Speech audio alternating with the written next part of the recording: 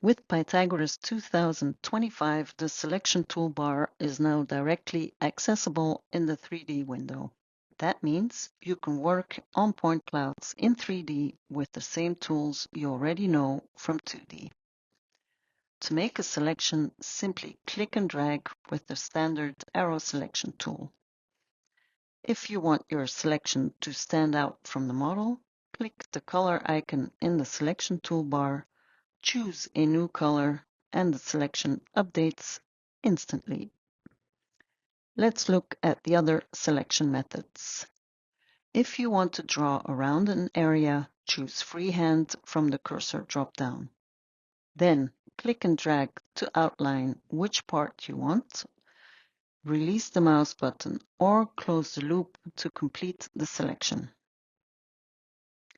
For more detailed work, choose Brush from the drop-down. Then drag across the points you'd like to include, and as you move, points under the brush are selected continuously. Release the mouse button when you're done.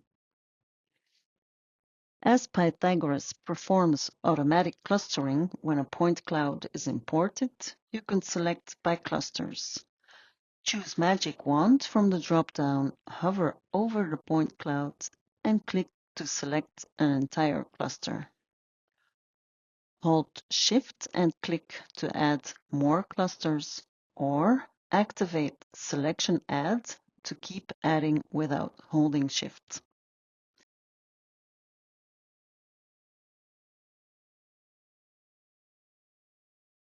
This is especially helpful when working with large, complex point clouds.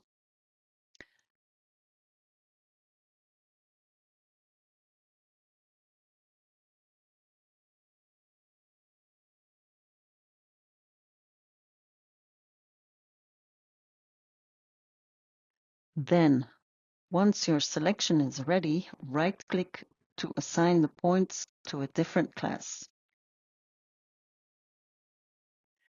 In the selection toolbar, you'll find extra tools.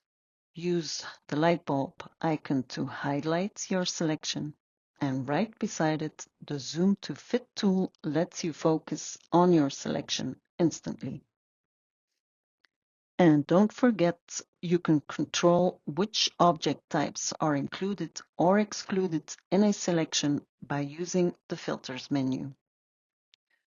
With these tools now in the 3D window, Pythagoras 2025 makes working with point clouds faster, smoother, and more precise than ever.